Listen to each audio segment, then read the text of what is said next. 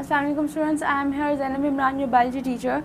Students, we have started our chapter number 6 and we have done with the 6.1 topic, and remaining part is 6.1.1, that is factors affecting the rate of enzyme action. अब हम देख लेते हैं कि कुछ factors ऐसे हैं जो इंजाइम एक्शन पे, जब इंजाइम एक्ट कर रहे होते हैं उन पे बहुत ज़्यादा इनका रोल होता है. अब वो कुछ जो है हमारे पास फैक्टर्स वो क्या हैं, टेम्परेचर है, सबस्ट्रेट कंसंट्रेशन है और पीएच है. अब स्टूडेंट्स हम ये बात करें, सबसे पहले मैं आपको बता दूं what is mean by optimum. Optimum हमारे पास एक मैक्सिमम रेंज होती है किसी भी चीज़ की जिसके अंदर एंजाइम वर्क कर सकते हैं. अब वो सबस्ट्रेट कंसंट्रेशन के बाद ऑप्टिमम रेंज हो सकती है, टेम्परेचर की भी हो सकती है, पीएच की भी हो सकती है. अब इन जो एंजाइम्स होते हैं स्टूडेंट्स, उनका जो एनवायरनमेंट होता है वो बहुत ज़्यादा सेंसिटिव होता है.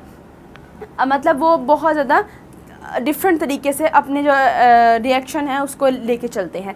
अब सबसे पहले हम बात कर लेते हैं टेम्परेचर की. अब स्टूडेंट्स टेम्परेचर के अंदर क्या होता है कि जो एंजाइम्स हैं वो एक हद तक काम करते हैं. अगर हम ये बात करें कि हमारा जो ह्यूमन टेम्परेचर है वो बेसिकली 37 डिग्री सेल्सियस जो है वो अगर ऑप्टिमम है, तो यहाँ तक अगर हमारे जो यहाँ तक अगर इन्वायरमेंट रहेगा हमारा 37 तक रहेगा तो हमारे एंजाइम अपनी मैक्सिमम आउटपुट देंगे. लेकिन जैसे फॉर एग्जांपल अगर हमारे एंजाइम का 40 पहुँच जाएगा तो जो हमारे एंजाइम्स है वो डीनेचर होना स्टार्ट हो जाएंगे. डीनेचरेशन का मतलब क्या होता है कि वो डीनेचर हो रहे हैं. डीनेचर का मतलब क्या है कि वो डाई होना शुरू हो जाते हैं, कि उनकी जो एक्टिविटी होती है बहुत ज़्यादा कम हो जाती है, कि उनकी जो ग्लोबुलर स्ट्रक्चर होता है वो लॉस्ट हो जाता है और उसके बाद वो अपनी जो आउटपुट है उसको देना कम कर देते हैं और बहुत ख़त्म कर देते हैं.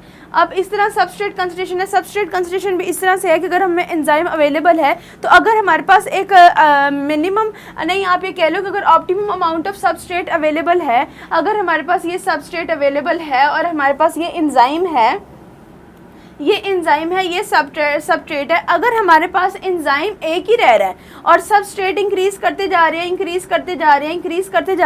तो एंजाइम तो एक है ना, तो ये इस डिफरेंट पे तो काम नहीं कर सकता, ये तो एक ही सबस्ट्रेट पे काम करेगा. तो जितनी सबस्ट्रेट ज़्यादा होते जाएंगे उतना ये अच्छा होता है कि जो एंजाइम है उनकी जो वर्क एक्टिविटी है वो लॉस्ट हो जाए और उसके बाद वो सैचुरेशन ऑफ एक्टिव साइट्स हो जाए, कि सैचुरेशन हो गई है कि वो जो एक्टिव साइट्स हैं उन पे अब ज़्यादातर एंजाइम्स वर्क नहीं कर सकते और वो जो उनकी ऑप्टिमम एक्टिविटी है वो कंप्लीट हो सकती है. उस तरह से पीएच है.